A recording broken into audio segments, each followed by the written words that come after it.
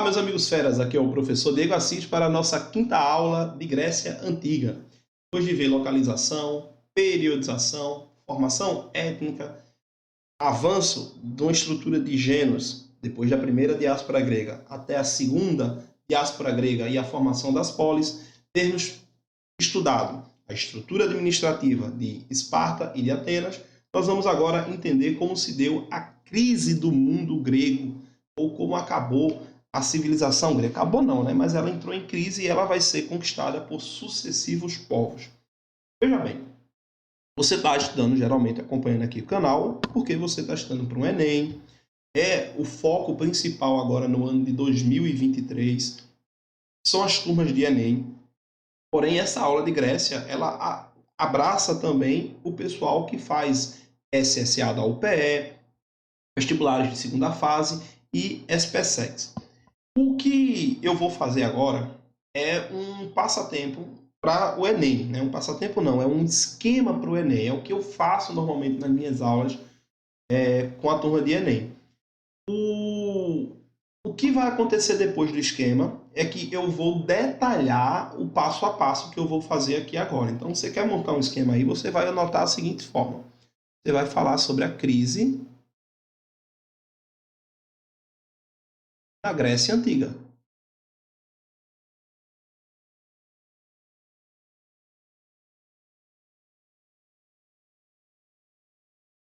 E eu vou explicar como foi que uma sucessão de eventos levou a crise da Grécia até o domínio macedônico chegar. Já dando aqui um spoiler. Lembrando que ainda falta uma aula quando eu for falar do legado da Grécia Antiga, ou seja, falar um pouquinho de arte, entre outros tópicos a mais. Essa aula, inclusive, eu devo fazer uma atualização depois. Ela também é importante para o pessoal de SSA. De Enem, desculpa. Então, qual é o evento que a gente pode considerar o início da crise grega? Eu coloco as guerras médicas como o foco dessa crise. Ou a origem, né? Guerras médicas. Essa guerra também é chamada de guerras medo-pérsicas. Um hífenzinho aqui, ó.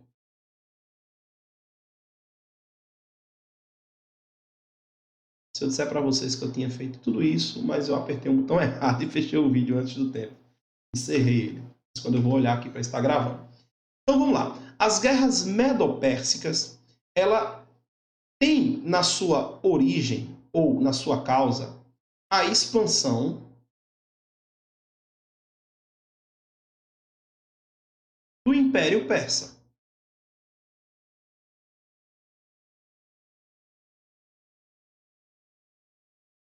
Se você pegar um livro qualquer aí e fale sobre esse evento, você vai ver que os persas saíram do Oriente Médio e se expandiram até a Ásia Menor. Quando eles chegam na Ásia Menor, eles encontram a civilização grega. E os gregos tornaram ali um foco de resistência para eles. Tudo bem. Então, a origem foi essa expansão.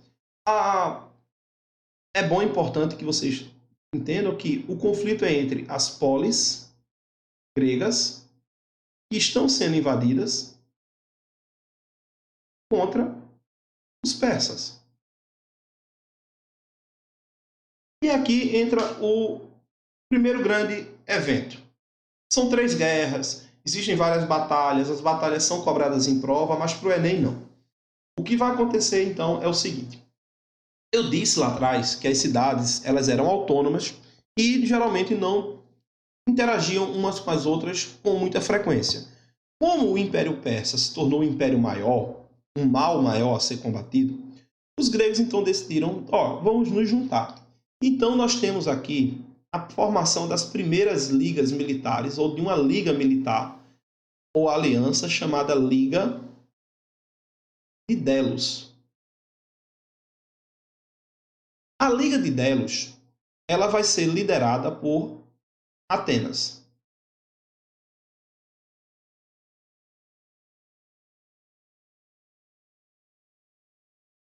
Lembra que eu disse que é uma aliança militar? Vou botar aqui, ó. E várias cidades.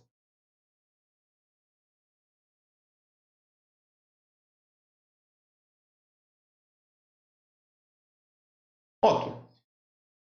O que não era uma coisa normal, eu vou ser didático para que vocês possam entender como foi isso. Atenas chegou e disse: olha, galera, eu tenho condições de fazer uma frota de barcos gigantescos, super resistentes. Vocês me financiam, eu construo e a gente vence os persas. Então, estou tentando aqui trazer uma coisa mais didática. E foi o que aconteceu. Então, o resultado final da Liga de Delos é o seguinte: a derrota persa. Você que vai fazer Enem, se você achar que só isso basta, você está enganado. Os detalhes desses pontos é interessante, porque dessa derrota vai vir um acordo.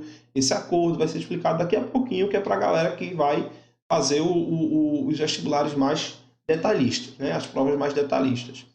E uma outra consequência disso foi a hegemonia.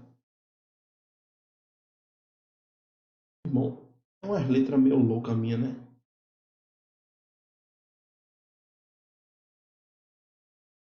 Ateniense. Eu não entendi.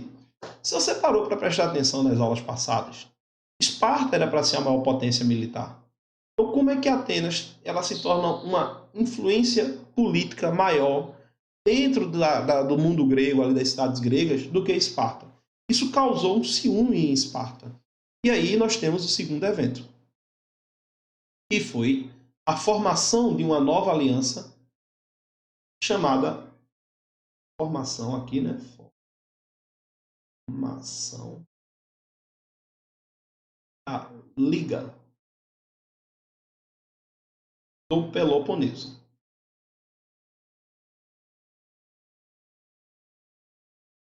É o bonde de Esparta contra o bonde de Atenas. A Liga do Peloponeso é liderada por Esparta.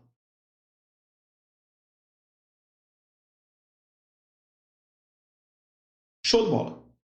Com o passar do tempo, as duas cidades ou as duas ligas irão entrar em confronto.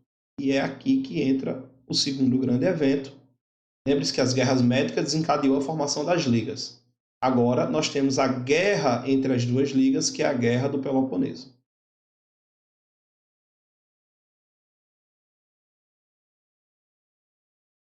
Peloponeso é o nome da região onde está localizada a cidade de Esparta e também chamada de região da Lacedemônia. Os espartanos também são chamados de lacedemônios. Com a Guerra do Peloponeso, ela vai envolver durante aproximadamente 30 anos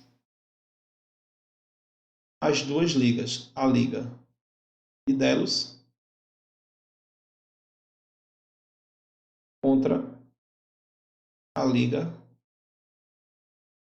do Peloponeso. Bem, o resultado aqui vocês entenderam, né? É Atenas contra Esparta. Resultado final da guerra igual ao de cima, só que com Esparta à frente. Você tem derrota ateniense, vou botar aqui vitória espartana e hegemonia.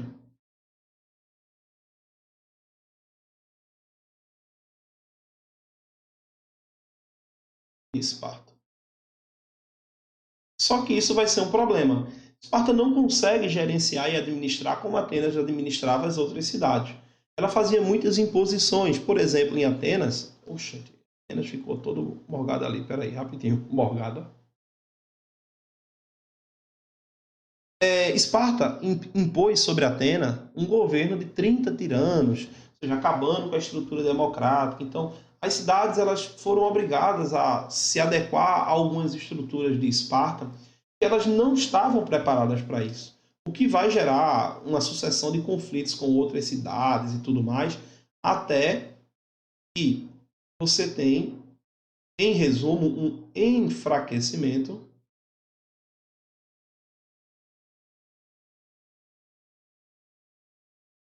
das cidades-estados.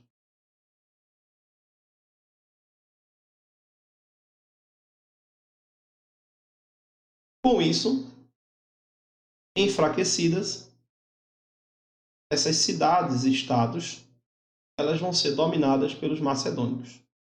Então nós temos aqui a invasão macedônica.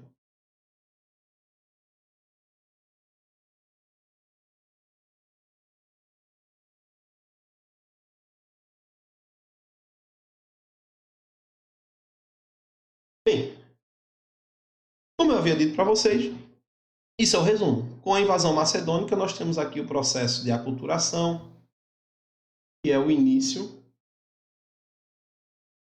eu só vou explicar depois, do helenismo. Esse conceito cai, viu, em prova de Enem. Vamos entender agora, detalhadamente, alguns passos desse conflito, como, por exemplo, os detalhes e as batalhas das guerras medo-pérsicas. Então, lá no meu esqueminha simplificado, eu disse para vocês que a causa da guerra havia sido a expansão ou expansionismo. Só que eu já peguei questão de UPE, que menciona que uma das causas era o interesse pelo domínio do comércio do Mar Egeu, que é a região que fica entre a Ásia Menor e o continente europeu, ou a parte, da Grécia peninsular. Esse item está verdadeiro, o que gerou também a opressão dos persas sobre as colônias gregas na Ásia Menor, como, por exemplo, a região onde fica Troia e a região de Mileto. Aqui são algumas curiosidades. O mapa é melhor para você enxergar o item 2 e 3, mas já foi questão de prova. A primeira guerra, o imperador era Dário I. Nós temos vitória grega, liderados pelos atenienses, na Batalha de Maratona. É a mais importante, não na batalha, mas a Batalha de Maratona é a mais importante. Foi quando os gregos resistiram por mais tempo e quando a cidade é tomada pelos persas, uma personagem, ela sai da cidade de Maratona, ela corre 42,195 metros, que é a distância entre a cidade de Maratona e a cidade de Atenas. No caminho não, quando chega, ele informa que a cidade foi tomada e depois ele morre de exaustão. Hoje, esse é o percurso, metros e quilômetros. Hoje, esse é o percurso de uma maratona, 42 quilômetros e 200 metros. 5 fica pela conta. Então vamos lá.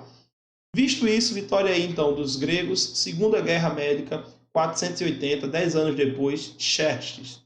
Essa é que tem a Batalha das Termópilas, que é a Batalha dos 300 de Esparta. E a UPE, na mesma questão que questionou sobre a roupa de um soldado espartano, ela vai cobrar que foi numa região de Planalto, quando na verdade foi numa garganta. É o encontro entre duas montanhas, duas montanhas bem acentuadas. Tem até outro nome, acidente geográfico. Então, o exército vindo aqui, você limita a quantidade de soldados que vai enfrentar um pelo outro. Como o exército persa era muito grande, ele não poderia, então, pegar de lado os soldados espartanos, que eram bem melhores. Então, eles ficavam aqui na garganta. A prova disse que tinha sido num planalto. E na mesma questão também, ele julgou se a Batalha de Salamina foi uma batalha marítima. Sim, ela é travada no mar. Então, questãozinha chata, mas pegou aí. A Terceira Guerra acontece um ano depois. Xerxes ainda é o líder. Temos a derrota definitiva dos persas com posterior assinatura do Tratado de Paz de Susa, um acordo dizendo quais seriam as áreas de influência e os campos de influência dos gregos e dos persas, e a formação da Liga de Delos, que eu já tinha passado para vocês no esquema acima. Uma frota de navios de guerra entre as cidades, ou financiadas pelas cidades. Liderada essas frotas de Delos por Atenas, com a seção política dela, ou de Atenas, na Hélade, ou seja, no mundo grego. O que gerou um ciúme por parte de Esparta, gerando aí a formação da Liga do Peloponeso. Antes, vamos dar uma olhadinha aqui, ó. Ásia Menor que eu falei, a ilha de Lesbos vai ser tomada, Éfeso, cadê? Tinha uma em algum lugar aqui, acho que Troia deve estar por aqui, e Mileto também, minha gente. Troia e Mileto fica por aqui, ó. Não sei te dar exatamente onde não, mas enfim. vai ser território persa, tá bom? Olha a Batalha das Termópilas, a Batalha de Maratona, fica bem pertinho de Atenas, e a Batalha de Salamina, é uma batalha marítima. Deixa eu tentar dar o zoom, talvez fique melhor para a galera. Eu estou vendo grande, mas vocês podem estar vendo menorzinho. Pronto, olha só. Batalha de Maratona, voltou. Enfim, depois dá uma voltadazinha dela aí. Vamos então para a Guerra do Peloponeso. Por que a guerra acontece? Ciúme de Esparta, já que Atenas está com hegemonia no mundo grego. A rivalidade entre as duas cidades já existia. Por quê? Nós temos um modelo político ateniense e uma democracia. A estrutura cultural de serem mais filósofos, os atenienses, enquanto que os espartanos tinham uma oligarquia bastante militarizada. Então, essas seriam as diferenças. Isso acabava gerando um conflito. O estopim foi uma disputa comercial entre Atenas e Corinto. Mas o estopim é só o motivo. Os caras já queriam fazer guerra muito antes dessa situação. De maneira que eu tenho aqui os locais mais importantes de conflito. Olha, na região da Ática, que é onde fica Atenas, e a região do Peloponeso, essa área aqui da península, e aqui é a região da Lacedemônia, onde eu fiz o círculozinho e está Esparta. Então, nesse caso aqui, o que eu queria chamar a atenção é o Porto de Pireu. É um porto, uma região um canal, na verdade, que é utilizado pelos navios atenienses para se proteger. Aqui uma curiosidade. Aqui só para mostrar para vocês que existiu o conflito e a morte de Péricles, o estratego. Tem quem coloque a morte de Péricles como o fim ou a ruína de Atenas. Ele era principalmente por trás de tudo isso. Então fica a ideia aí. No ano de 421, foi firmada uma paz para a celebração dos Jogos Olímpicos e deveria passar 50 anos dessa forma, o que não vai acontecer, porque os atenienses foram safados nesse processo e pegam desprevenidos os espartanos. O líder do movimento foi Alcebíades. Aí aqui cabe algumas curiosidades. Alcebíades, ele era amante de Sócrates, filósofo. Existia esse tipo de prática no mundo grego. E tem quem coloque a culpa, então, de Alcebiades ter perdido a guerra em Sócrates, tem toda aquela situação por trás desse processo. Mas aqui são só algumas curiosidades, tá bom? A batalha mais importante é a Batalha de Egospotamos. Essa batalha nós temos a vitória e a hegemonia, que eu já tinha colocado com essas duas palavras no esquema lá em cima, de Esparta. E uma curiosidade, olha, ajuda persa. Perceba, todas as informações que eu estou lendo para vocês aqui, eu já dei lá em cima, com a diferença que aqui eu tenho as datas que eu não decoro, por isso que eu boto aí no slide, eu não vou fazer a prova, eu não vou estar decorando isso aí não, eu vou viver um bocadinho mais. Eu entendo o contexto. Eu prefiro 10 mil vezes prova assim, ó. Isso daqui. 10 mil vezes. Mas, enfim. Cadê? A Esparta aboliu a democracia em Atenas e impôs o governo dos 30 tiranos. Eu pincelei um pouco dessa informação para vocês. Esparta também impede forças às cidades gregas, né? Nesse caso aí, ela vai, como é que eu posso dizer, tentar dominar através da força. Aí, em 371 a.C., essa informação eu não passei lá, porque eu achei ela muito pequena. Nós temos a Batalha de Leutras, e que Tebas se torna uma cidade mais forte do que Esparta e ganha a hegemonia. Só que trouxe uma consequência aqui, que é o enfraquecimento dessas cidades gregas, o que gerará o domínio macedônio. Essas disputas que eu falei para vocês, que acontecem pós-guerra do Peloponeso, internas, é o motivo dos macedônicos aproveitar. Não é o Alexandre que invade a Grécia, é o Filipe, o pai dele, na batalha de Queroneia. Eita, essa daqui até podia ter botado lá, ó, esqueci de botar. A invasão vem na batalha de Queroneia.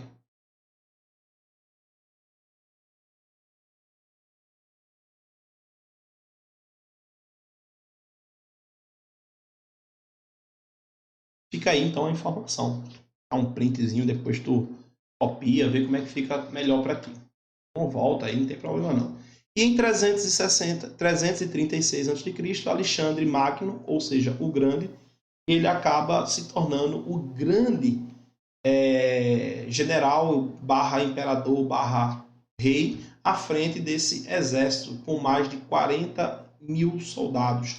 Ele conquista regiões da Ásia Menor, do Império Persa, do Egito, no norte da África, da Macedônia, já no Oriente Médio, o próprio Império Persa, chegando até a parte norte do Rio Indo. Aí o tamanho do território conquistado pelos macedônicos, tá bem? Então, pessoal, por hoje é só. Quando a gente voltar, eu vou falar do legado grego, como é uma parte cultural, eu menciono quais as consequências culturais nesse processo de dominação macedônica, e ficou conhecido como o nome de helenismo. Sei que o vídeo ficou um pouquinho longo, na verdade ficou só com 21 minutos. Desejo a todos bons estudos e até a próxima.